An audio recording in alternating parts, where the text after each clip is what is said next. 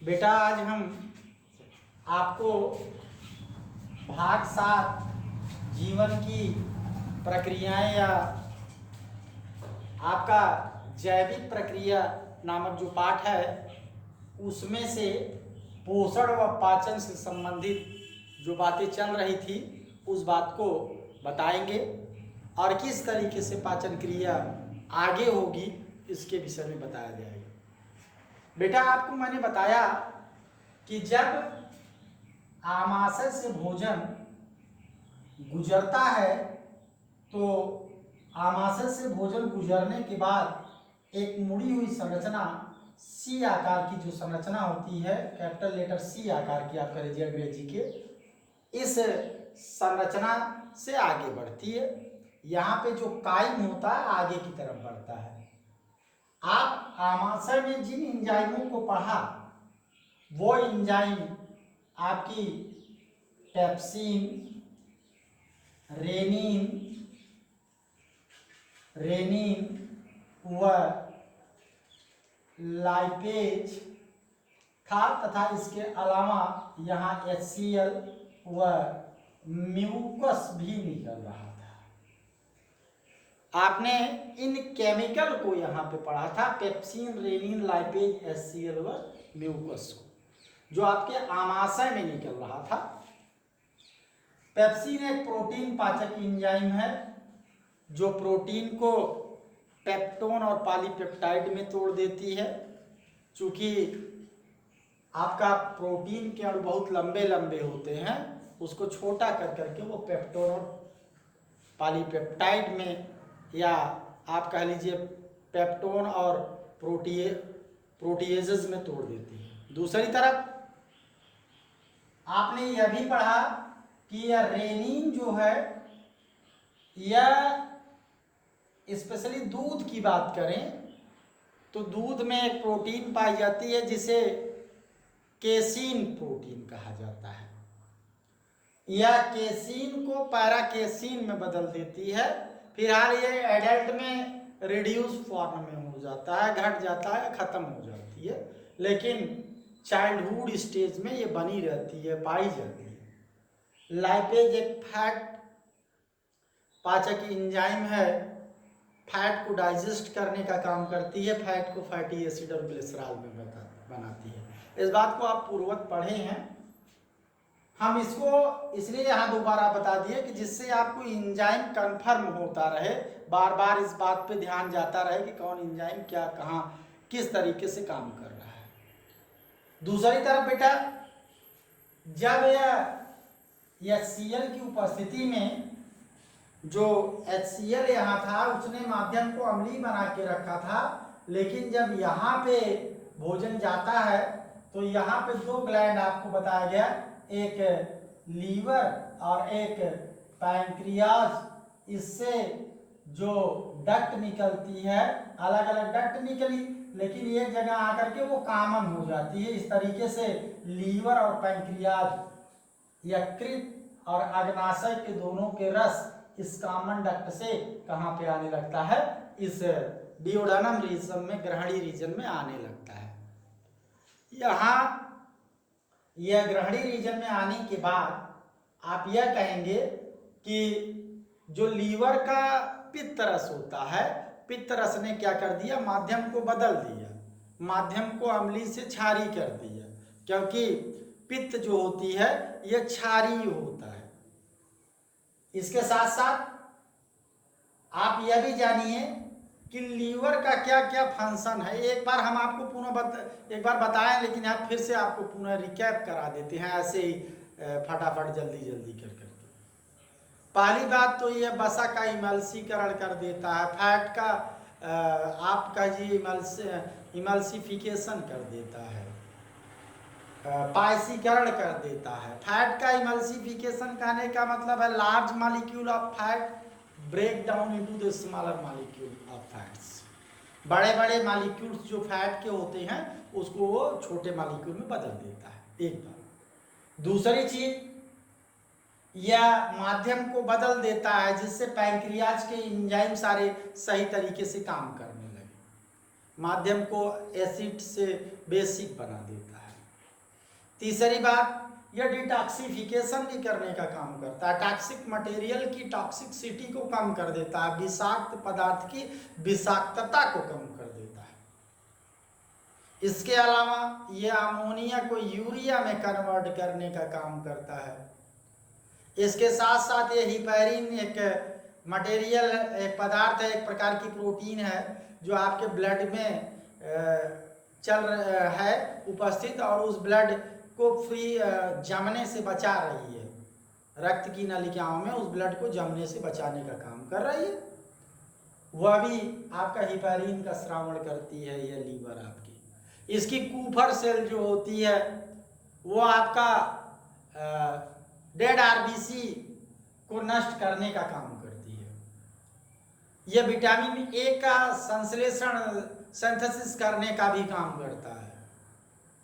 उसके साथ साथ ग्लाइकोजेनेसिस और ग्लाइकोनियोजेनेसिस में भी मदद करता है। ग्लूकोज को ग्लाइकोजन में, ग्लाइकोजन को पुनः ग्लूकोज में तोड़ने का भी काम करता है। ये तमाम काम आपके किसके हैं? लीवर के। इस लीवर ने इस तरीके से यहाँ पर आपका पाचन क्रिया में मदद किया जो पैंक्रियाज से जूस चल के आया है। आप एक बात और भी कंफर्म कर लीजिए, लीवर के द्वारा कोई भी प्रकार का, किसी भी प्रकार के एंजाइम का संश्लेषण नहीं होता है कि कोई एंजाइम वो सीक्रेट करती है, उस एंजाइम के माध्यम से यहाँ पे कोई पाचन क्रिया होता है। यहाँ पाचन क्रिया नहीं होती है बल्कि ये पचने में क्या करता है? पचने में मदद करता है, भोजन को पचाने में मदद करता है। अब हम बात करेंगे कि पैंक्रियाज का क्या काम है, किस तरीके से वो काम कर रहा है। बेटा इसको भी मैंने एक बार आपको पूर्ववत बताया है, लेकिन फिर से आप एक बार सुनिए। पैंक्रियाज आपकी दूसरे नंबर की सबसे बड़ी ग्लैंड है बॉडी के अंदर, जो इर्रेगुलर शेप की है, गुलाबी रंग की है। लीवर पहले नंबर की सबसे बड़ी ग्रंथि है। पैंक्रियाज एक मिश्र ग्रंथि है, मिश्रित ग्लैंड है। यह मिश्र ग्रंथि कहने का अर्थ है इसका जो 92% पार्ट है वो आपका ये 92% पार्ट जो है इसका वर्क करता है, 98% जो इसका पार्ट है वो वर्क करता है बाह्यस्रावी ग्रंथियों के रूप में। अर्थात इससे आप क्या करेंगे? एंजाइम का श्रावण होता है। दूसरी तरफ जो 2% पार्ट है ये आपका इंडोक्राइन ग्लैंड के रूप में काम करता है, जिससे हार्मोन्स का संश्लेषण होता है। इस पैंक्रियाज की बीटा सेल से, आप इसको जो पढ़ेंगे इसका सेक्शन काटा जाता है, तो इसमें कुछ सेल की समूह पाई जाती हैं जिसे लैंगरहैंस की दीपिकाएं कहा जाता है। यह सेल की जो समूह है पाल लैंगरहैंस नामक वैज्ञानिक ने खोजा, उन्हीं के नाम के आधार पर इसका नाम भी रख दिया गया। इसकी बीटा सेल जो है वह इंसुलिन और इसकी जो गामा या डेल्टा सेल है इसने ग्लूकेगान नामक हार्मोन्स का संश्लेषण किया। यह इंसुलिन और ग्लूकेगान ब्लड शुगर को क्या करता है? मेंटेन करता है। ब्लड में शुगर की मान को, वैल्यू को मेंटेन बनाए रखने में काम करता है, बढ़ने न पाए। इंसुलिन के कमी या अधिकता से आपने पढ़ा है इसके डिसऑर्डर के कारण व्यक्ति में मधुमेह, डायबिटीज रोग उपस्थित होने लगता है या हो जाता है।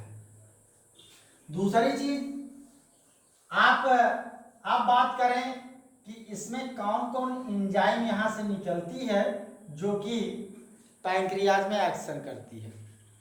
तो सबसे पहले इसमें जो एंजाइम निकल रही है वो ट्रिप्सिन है।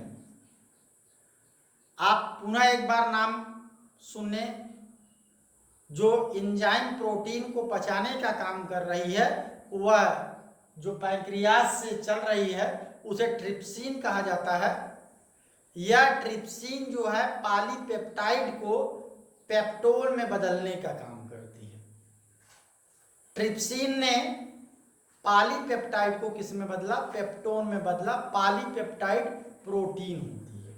दूसरी चीज आपका काइमोट्रिप्सिन है। दूसरा एंजाइम क्या है?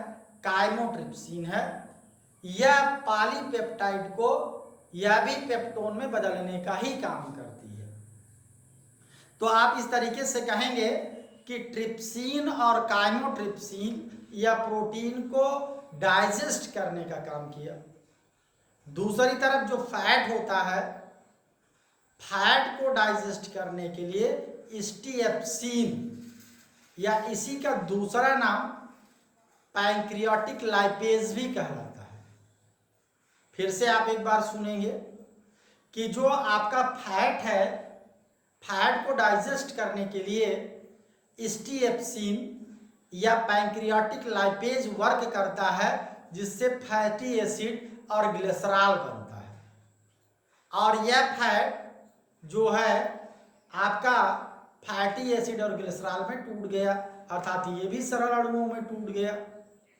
दूसरी चीज, यहाँ स्टार्च का भी डाइजेशन होता है। स्टार्च एक प्रकार का आपका कार्बोहाइड्रेट है जो पॉलीमर फॉर्म में पाया जा रहा है। ये प्लांट्स का स्टार्च जो है वो आप कह लीजिए कि स्टोर्ड फूड मटेरियल भी है। एमाइलेज क्या करता है? उसे माल्टोज में बदल देता है, डाइसैकेराइड में बदल देता है। पॉलीसैकेराइड को, स्टार्च पॉलीसैकेराइड है तो उसे डाइसैकेराइड में बदलना है, तो इसने एमाइलेज ने उसको क्या कर दिया? डाइसैकेराइड में बदलने का काम कर दिया। तो ये एंजाइम ट्रिप्सिन, काइमोट्रिप्सिन, स्टीएप्सिन और एमाइलेज जो थे यह पैंक्रियास से निकले और निकल करके यहाँ पे डाइजेशन को पूरा करते हैं। अर्थात डिओडेनम में इस प्रकार से डाइजेशन क्रिया होती है। आगे जो है एक कुंडलित स्ट्रक्चर बनता है।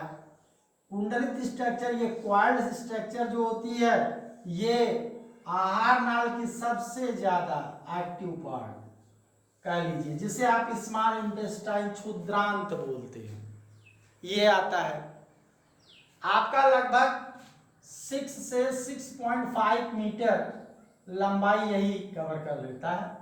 आपने टोटल लंबाई 9 मीटर लगभग पढ़ा, जिसमें आपका 6 to 6.5 मीटर लंबाई जो होती है वो आपका स्मॉल इंटेस्टाइन लेती है। यह स्मॉल इंटेस्टाइन पतली और लंबी है, इसके साथ साथ में यह आपका क्या है? कुंडलित भी है, इस तरीके से मुड़ावदार है।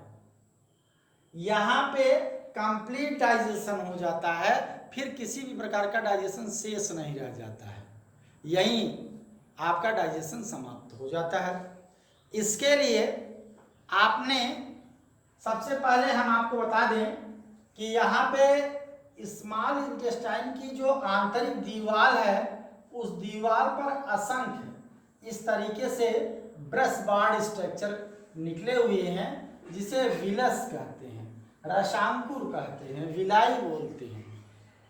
इस रसांकुर का काम है कि अवशोषण क्षेत्रफल को बढ़ा दें, अवशोषण एरिया को, एब्जॉर्बेशन एरिया को बढ़ाना, जिससे जो डाइजेशन यहाँ हो रहा है, डाइजेशन के बाद जो ब्रेकडाउन होने के बाद सरल और डिफ्यूजिबल मटेरियल बन रहे हैं, एब्जॉर्बेटिव मटेरियल बन रहे हैं, उसको ज़्यादा से ज़्यादा एब्जॉर्ब किया जा सके। इस तरीके से ये जो brush like structure small intestine में उपस्थित होते हैं, इस स्ट्रक्चर को हम क्या कहते हैं?